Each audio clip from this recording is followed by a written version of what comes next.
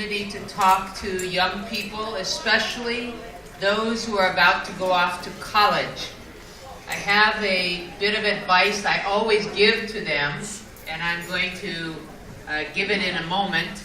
But first, I want to share with you what I wrote to JOCYANNA in the card that I left for her. I wrote 2 pieces of advice, and there are many, many pieces of advice all of us could give to someone who's just graduated college, who's about to start off on their life. It's such an exciting time. It's a little scary as well.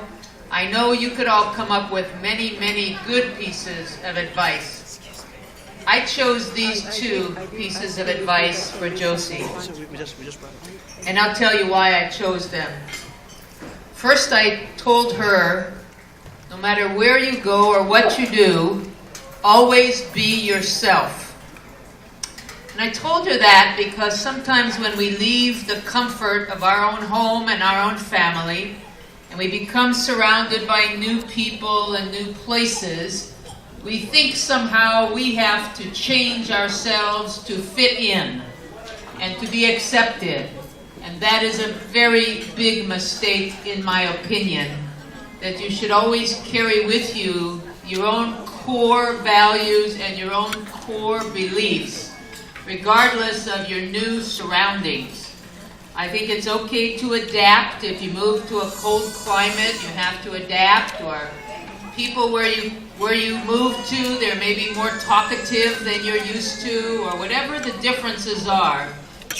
But at your core, who you are, who your parents and your grandparents raised you to be, don't change that to fit in. Because while you may fit in, you will never feel right because you are not being yourself. So that was one piece of advice I gave. And the second piece I gave was to make a difference in the world. Because so much sacrifice has been made for JOCYANNA to get to this point, and her mother spoke so beautifully about all of the people, the institutions of the church, the institution of the school, all the relatives, all the friends, all the teachers. They invested so much, they gave so much, that you are obligated to have your life make a difference. Making a difference can be in big things. It can be in finding a cure to a disease can make a difference. But being a school teacher can also make a difference because you're touching students' lives every day. So it doesn't mean make a difference where it's notoriety and it has to be in the public. But it means make a difference that you are here on earth, that it mattered, that you touched people, that you had a positive impact on people's lives. So those were my 2 pieces of advice. Always be yourself and be sure that you make a difference in the world. Now, this is what I tell all young people if they're going off to college, especially if they're going away from home and away from their family. You're going to face all kinds of temptation. You're going to face all kinds of new situations and people telling you, oh, nobody's going to know. We can just do this. Don't worry. We just do them. Nobody's going to find out.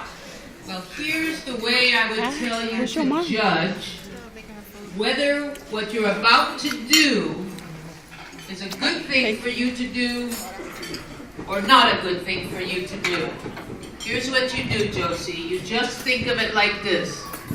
If my mom and my grandma went down the driveway to pick up the newspaper today, and they read on the front page what I just did, would they be proud of me? Would I want them to read that newspaper? Or would I run out there to get it before they got there? Because I'm ashamed. Because they wouldn't think it was a right thing. I've used that throughout my own entire life. I was very close to my grandmother before she passed away, and I judged my actions on what would Grandma think of this. When I think of her now, she wasn't an educated woman. She never went past the 8th grade. She was an immigrant from Poland to this country, but she was a beautiful and a wise woman. And she gave me values, and I always thought throughout till today in my life, would my grandma be proud if I did this? And if you just think of that, when you go away to college, it's going to be fine. Everything you do is going to be right, because it's the things that would have made your family and your friends and your community proud of you. I'm proud of you. That's why I came here tonight. I met Josie at the Luminai Awards when she was given recognition along with some of her fellow students by the Samoan community. Not all of you know that I have 2 nephews who are Samoan, Mika and David. Save is their last name. Wow. In fact, I believe David went to Maili Elementary for a couple of years before they then went to Alva Scott. David lives on Maui today, and Mika is living in Las Vegas. So they're half Samoan, so I've always felt especially close with the Samoan community, and I know a lot about them, and I know the sacrifices they make for their children, and I know how hard that they work. And so when I was there that night and JOCYANNA told me about she was going to have a party and could she send me an invitation, I said I'm going to make every opportunity, every chance I can to be sure I can come. Because it's important for all of us, all the young people in this room, when they are doing well, we need to recognize that. And when they're not, we need to help them. We're their support. We're their community. So JOCYANNA, to you and your entire family, thank you. This was a privilege for me to come here tonight to be with you as you start off on this great, great adventure. It's going to be so exciting. I wish you all the best. Always be yourself, remember who you are, and make a difference in the world. To you and to all the other graduates here tonight, we'll raise our glasses in recognition of you, all your hard work, your accomplishment, your sacrifice, and all the best is yet to come. Congratulations. Yay! Manuia. Manuia.